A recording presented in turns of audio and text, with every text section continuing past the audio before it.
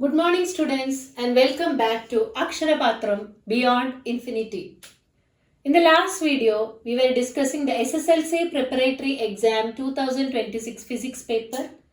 Today we'll be continuing, in this video we'll be continuing the same question paper. We'll go to question number 6. Here we have to calculate the total resistance given in the circuit.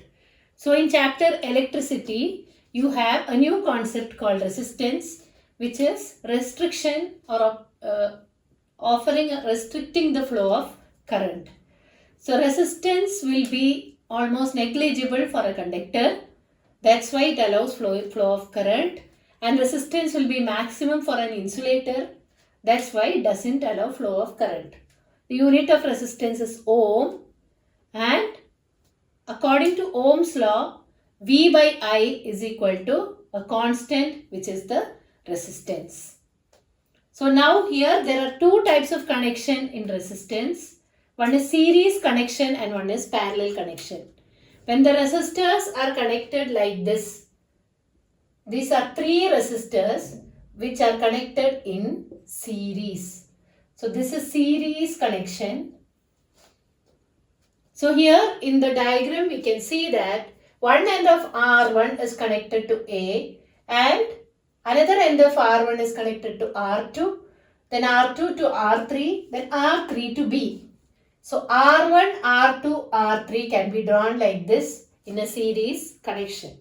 So whenever you get a question to calculate the total resistance, you have to redraw the figure. You may have to redraw the figure because you will think that this all are in series, but these are not in series. So R1, R2, R3 are in series. Similarly, R5 and R4 are in series.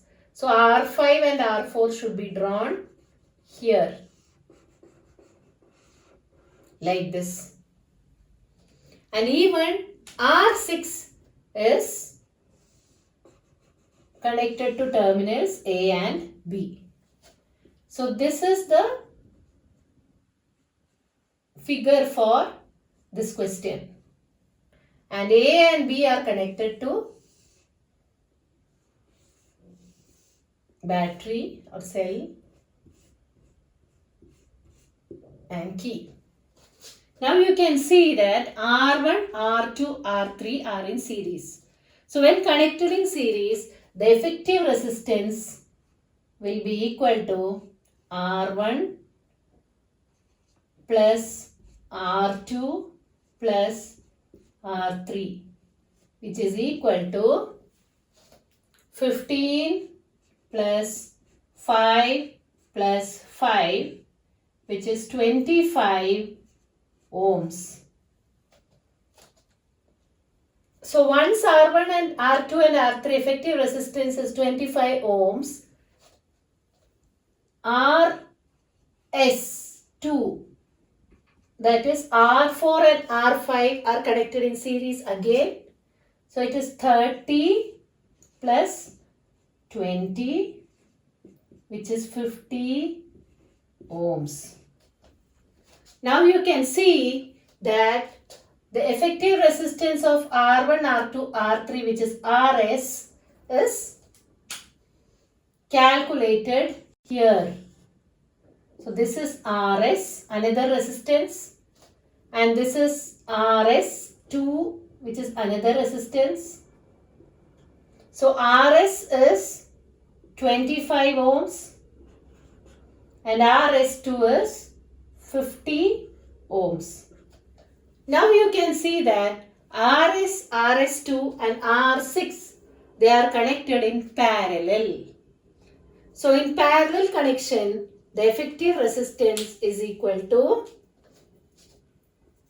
Rp is equal to 1 by Rs plus 1 by Rs2 plus 1 by R6. So Rp means it is 1 by R or effective resistance. So here you can see 1 by R is equal to 1 by 25 plus 1 by 50 plus 1 by 25.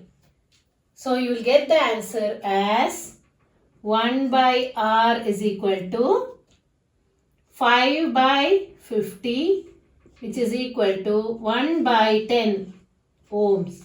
So 1 by R is 1 by 10 ohms, or R is equal to 10 ohms. So here effective resistance is 10 ohms. So there will be a confusion when you see this diagram. You will feel that these 5 are in series and this is in parallel.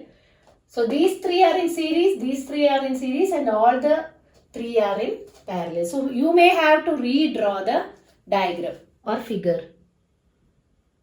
Now we move on to the next question. Give 4 properties of magnetic field lines. So magnetic field lines around a bar magnet. What are the properties of that? You know that a magnetic field is generated around a magnet. When electric current passes through a coil, then around that coil also a magnetic field is generated. So these will have field lines. So what are the 4 properties of magnetic field lines? First one is, it starts from North Pole and ends in South Pole.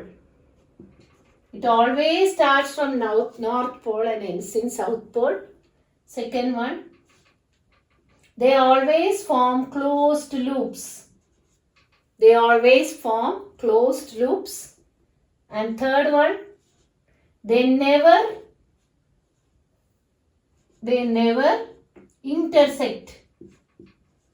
They never intersect. So they start from north and end in south. They loop. They form closed loops and they never intersect each other. And the direction of magnetic field at any point is given. The direction of magnetic field at any point is tangential to the point. So these are the 4 properties of magnetic field lines. North, it starts in north and ends in south. It forms closed loops, never intersect with each other. The direction of magnetic field at any point will be the tangent drawn at that point. Now next is an OR question for 7th one. What are the precautionary measures to avoid overload in domestic electric circuit? So in homes, how do you avoid overloading? So the precautionary measures are, never connect too many appliances together. Never connect too many appliances together. Second one is, never use too many appliances together. Never use too many appliances together. Third one, always use a fuse. Safety fuse should be used so that overload comes, it melts the fuse and it doesn't lead to short circuit. And fourth one is, never connect any faulty appliance. Once appliance becomes faulty, you should remove the appliance from the circuit.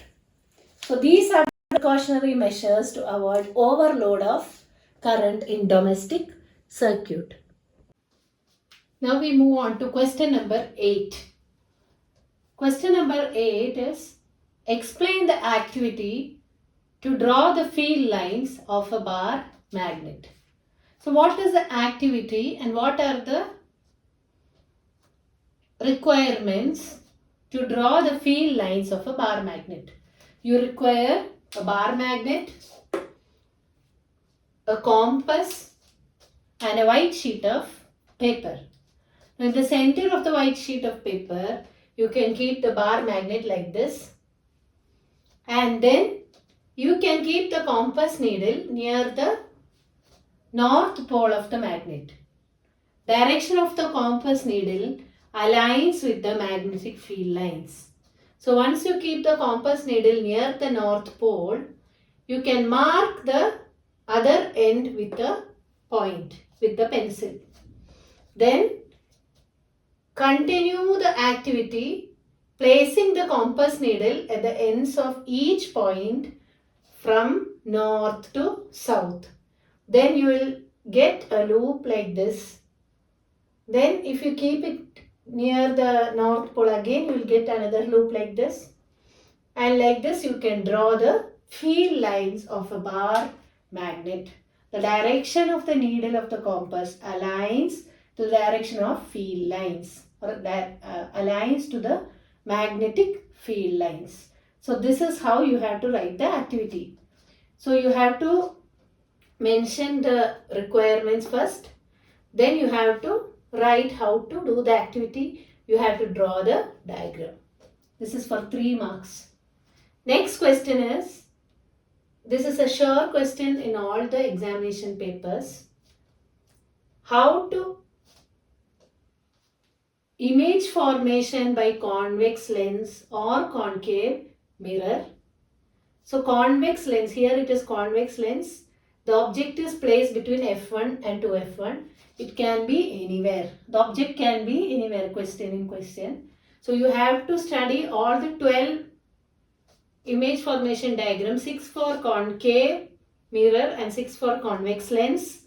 Then concave lens and convex mirror 2. All the image formation diagrams should be clear.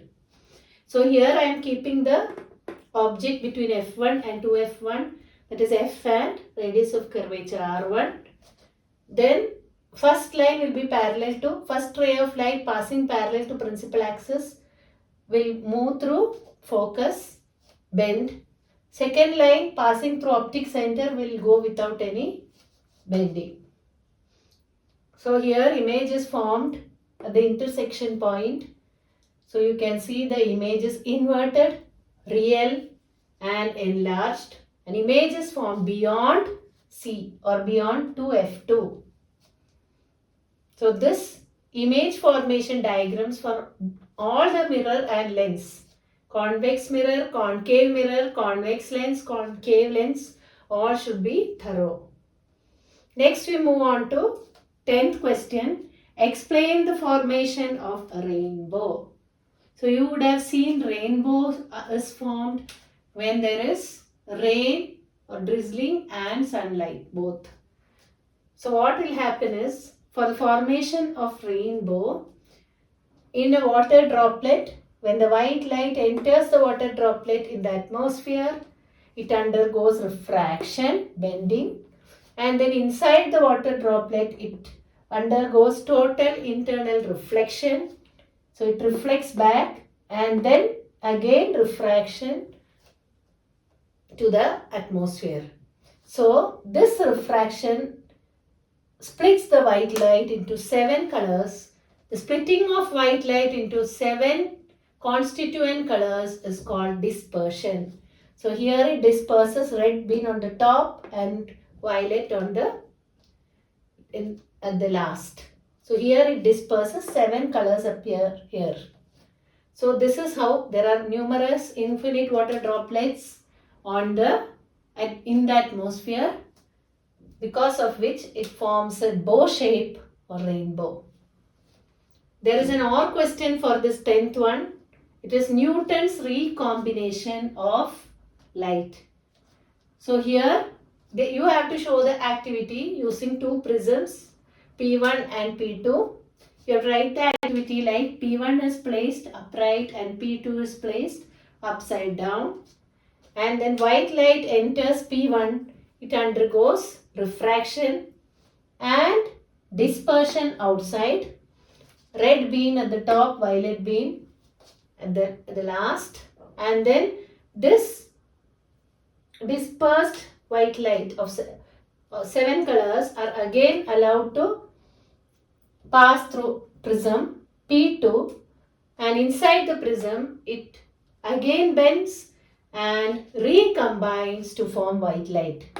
So this experiment helped Newton to understand that white light is made of 7 colors. So that's all for this video. Tomorrow we have one more section to cover.